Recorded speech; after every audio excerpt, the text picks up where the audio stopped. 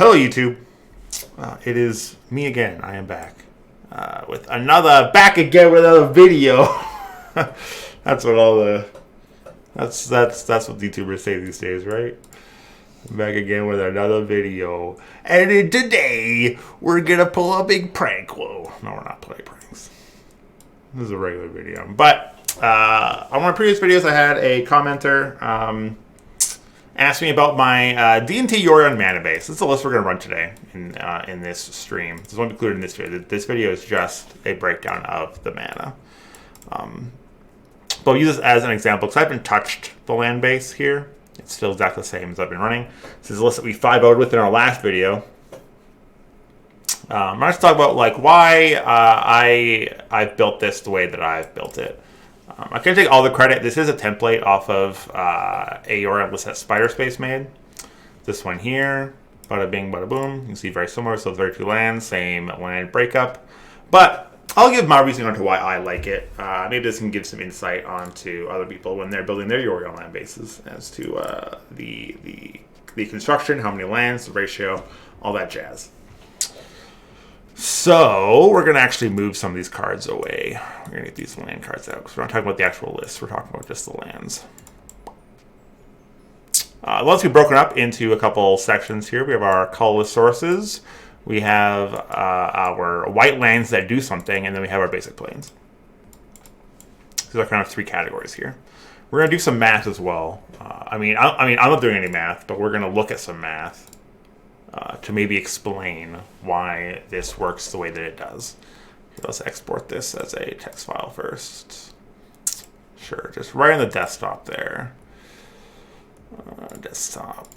Here's our text file of our D&T list. Now, I'm using a site called MTG on Curve, which does some of the does a lot of this math for you into seeing how likely you are to play your cards on Curve. So we're gonna delete this list. We're going to paste in our own list. We're going to ignore the sideboard. We're going to put just the Bane list in. And what this is going to do is that it's going to take the mulligan strategy, so the London mulligan. It's going to say what's the most cards that we'll mulligan down to. We'll say down to 5.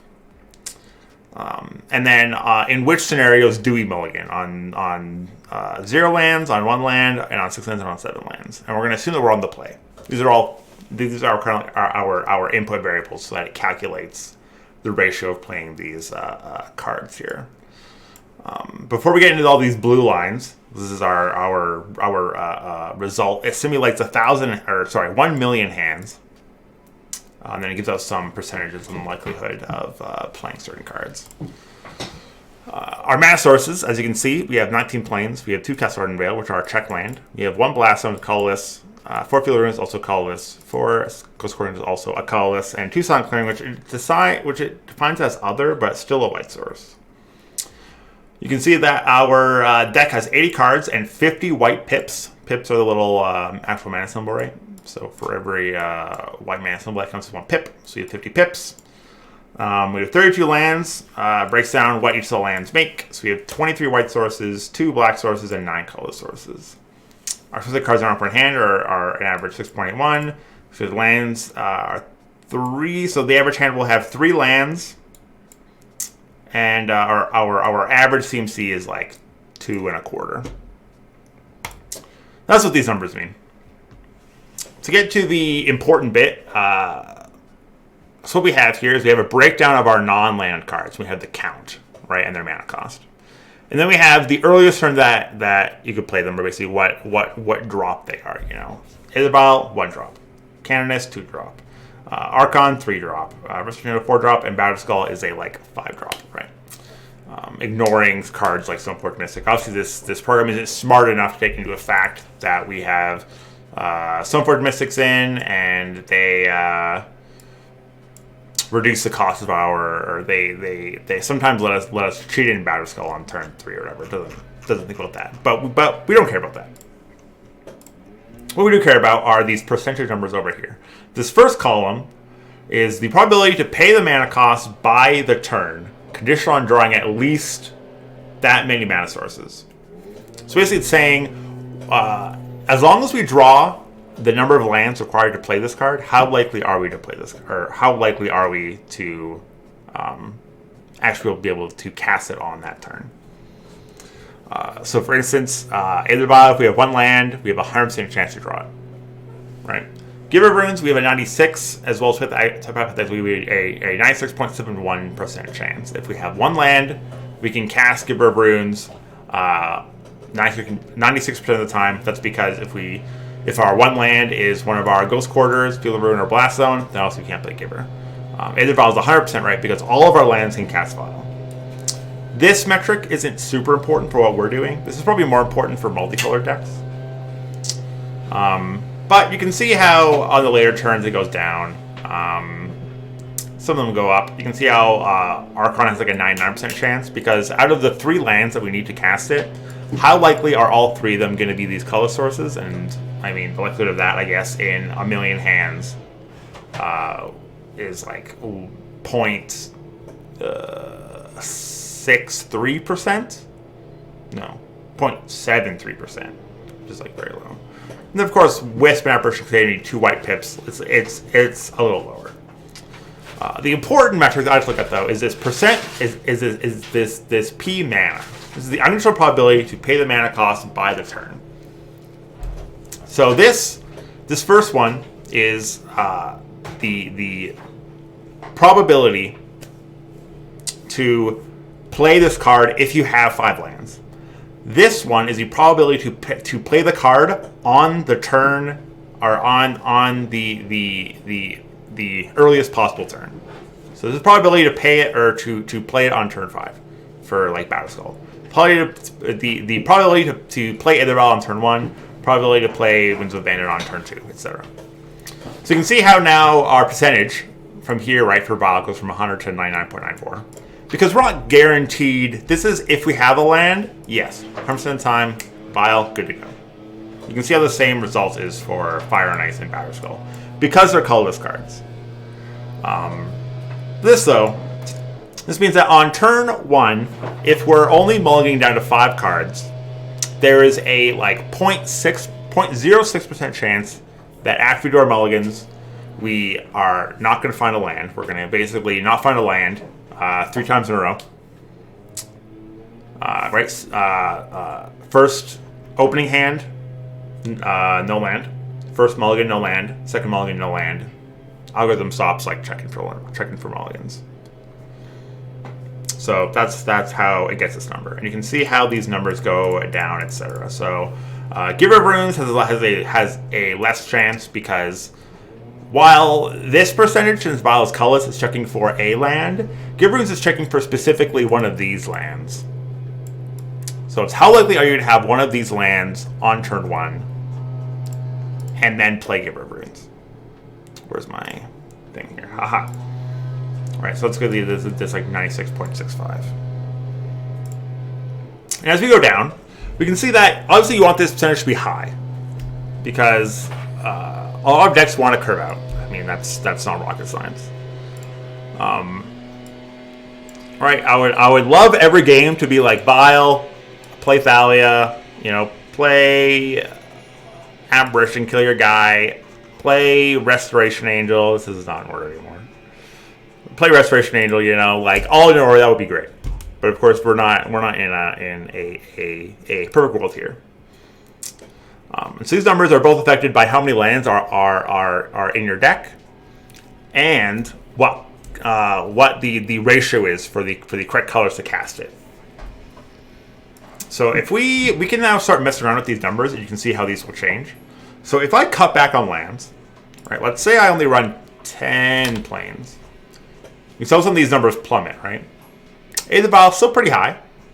Giver of Runes goes down substantially because now our ratio of white to colorless lands is different. Canis goes down. Flicker Wisp and Apparition plummet significantly. You see that they're no longer highlighted blue. I believe the condition for highlighting it blue is it has to be above 70% or so.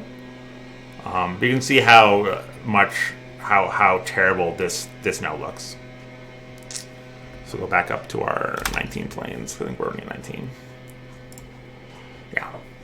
So this goes back up. Ideally, you want this number to be as high as possible. Currently, our hardest to cast cards are Flicker Wisp at 80.2%, and Scarlet Apparition, also 80.2. So that means that, ignoring this point decimal, 2 out of 10 games on turn 3, we won't have either the right lands or the right mana to cast either of these cards. So, out of these two fail states, one game, maybe we have Field of Ruin Plains. Can't play Wisp. And maybe in the other scenario, we just have like Plains, no third land. That's where these 2 games come in. I know some people say that you don't want to run so many. It's been echoed before, but you don't want to run too many dumb lands. Some people call bases dumb lands, because in Modern you want your cards to have an impact, right? We have such a wide variety of cards that do things besides tap for mana. Sonic Clank, draw those cards later. Arden Veil creates dudes. Blast Zone kills permanents. Field of Ruin kills their lands. Kills their lands, etc., etc. You know, some people play the man lands, all that jazz. But you also have to figure. You also have to take into consideration tap lands, and also things like Blood Moon. Castle Ardenvale requires a critical number of planes coming untapped. But you can see that some lists have been running, in addition to these 4 Ghost Quarter, 4 Field of Ruin, some lists run 4 Tech Edge for the additional land destructions. They're all in on the land destruction plan, which is fine, you know, fine plan. But we can see how these numbers change if we update our mana base. We can see it live. So if we're cutting 4 planes, we're going to be at 15 planes. We'll then add in 4 Tectonic Edge. So we still have 23 lands. Or sorry, 32 lands, my bad. But we can see immediately now that Flicker Wisp has gone down. Yeah, Wisp and Apparition has dropped from like 80% to like 70%. So you're losing 10% reliability by adding additional color sources. You know, these 4 Tech Edges. If you like, you can also maybe cut Blast Zone. Right, go back to the 16 planes. Improves a little bit. We get an extra like 3% there. But the reason I like this configuration is because if we go back to our 19 planes, we cut our Tech Edges, we put 1 Blast Zone back in. 80%, very good. This is where we want to be. 80% right there.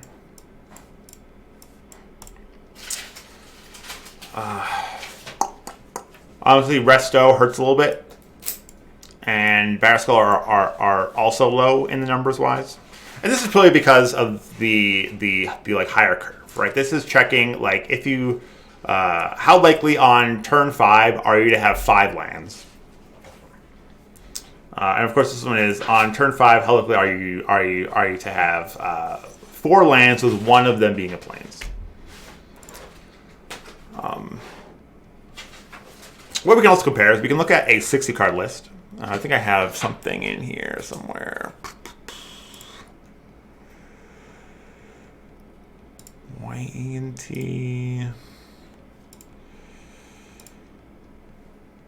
No. I kind of want a mono white 60 card list, but I don't think I really have one in here. I have my like splash one. Here, we'll just use a 25 land taxes list. We will fix this a little bit. Because some people are also wondering maybe, traditionally taxes lists run 23 lands. So we'll just pretend that, what are we cutting here? Or no, I guess we're cutting 2 lands. Hey, we'll just cut 2 planes out. And we'll add 2 Archon of Emirias in here. We'll move these Archons to the sideboard over here. Export as a text file. Also, we'll do some quick math here. This is quick maths. 1 + 1 = 2 quick maths. So we have 23 out of 60 cards. So we have 38% of our deck is lands. If we compare 32 divided by 80, we'll see 40% of our deck is lands. So the percentage of lands between 23 and 80 cards is 2% difference. Part of that is also because we're running Restoration Angel and a 5-mana guy in our sideboard, right? Which does also institute the slight increase of lands. You can see that the ratio of lands to spells is basically the same still, right? Ugh. All right, 32 divided by 80 cards, 0.4. 23 divided by 60, 0.38. 2% difference. So that's why I built my mana base this way, is because, yes, you can run Tech Edge. Tech Edge is fine. But you do have to deal with it once you run Tech Edge, that you are going to hurt a little bit on casting Flicker Wisp and casting Skyclave Apparition. And with Apparition being one of the biggest includes to our deck, I feel like you want to cast this as reliably as possible. I would hate for my opponent to have Liliana and not be able to, and then not be able to cast Skyclave Apparition. For those curious, this last column, while these numbers are so low, this is kind of a combination of both these columns, where this is calculating the percent or the percent of games where you have the correct mana to cast the spell, and you have the spell in hand. So, of course, these numbers are small because we're a Yorion deck. Here, let's open up another one. We'll put our 60-card list so we can see the comparison here. So you can see how, Battlespell has a very low chance because, so in 5% of my games, 5%, so 5 out of 100, I will have 5 lands and I will have Battlespell in hand. That's 5%, right? Same with Sword of Fire and Ice. This is more because they're one-ofs, so their percentages are so low. If we check our play sets, you can see the percentages are much higher, at 30%. Let's see what a regular taxes list looks like. With these numbers here, we can do a little comparison. This is 25 lands. This is our edited. This has 23 lands in it. So we're going to go bop, bop. This is a 23 land version, right? We have 60 cards. We have 39 white pips. We have 23 lands, 16 colored sources. Here, maybe we should actually update this list a little bit. So this wouldn't actually be fair. We're running 2 Blinkmoth Nexus and a Blast Zone in this one. So what would be more accurate here is if we probably cut these 2 Blinkmoth Nexuses and probably go up on planes up to 14. So this is more my flavor here. So 23 lands, this is a more standard taxes list. You can see how Skyclave Apparition and Flicker Wisp are still at 81% because we cut those Blinkmoth Nexuses or 2 additional color sources. But we can also see that sometimes people like to run Field of Ruin. So we can also do this analysis as well. So if we cut these Castle Ardenvales, maybe go down to 1 Castle Ardenvale, and we go down on Blast Zone, 58 cards, and then we have to probably cut 2 of these planes. We'll get 12 planes. And we go for Field of Ruin. Now these numbers are down to 73%. Hurts. Not super great here. And all this means is that out of 10 games, right, 3 of them you're not going to be able to cast Apparition or Wisp. While if you keep your plane count high, if you go back up, if we just swap these Field Runes for planes, we go up to fucking 16 planes. Get these Field Runes out of my face. And so all of a sudden, boom, we're back up to 85%. So I would say if you're building your D&T mana base, if you think that you can afford for the extra the extra 10% loss of casting Apparition and Wisp is worth it to play Teutonic Edge or in the Yorion lists or Field of Ruin in the 60 card lists, then that's fine. You just have to know that what kind of risks this mana base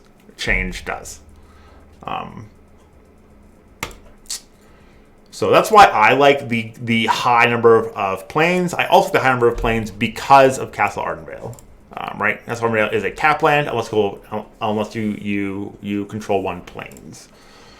So by having, I think I have 19 planes in this deck. Let's just expand this a little bit so I can drag this out. Whoop. Yeah, so with 19 planes, the likelihood of this coming in tapped, very low. I'm not sure how this calculates that with like the check land, but it's what I like. It's what it's working for me. That's the breakdown. If you like this video, like, comment, subscribe, whatever. For those on Twitch, we're just doing a quick land breakdown. I got a request in my last video on how this land base works and why I like it this way as opposed to some other variations. We talked about Tech Edge. Some other maybe common questions are why only 2 of these lands? 2 reasons. One, when this was first initially built, Red-Black Prowess, big deck right now.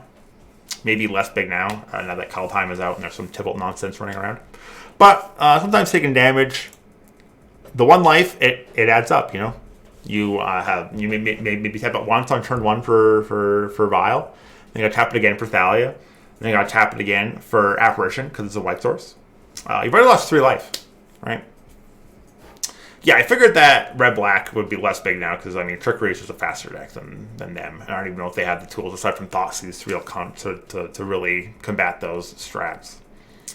Certainly running 2 Sonic Clearing. Also, in this deck, you're less likely to crack your clearing.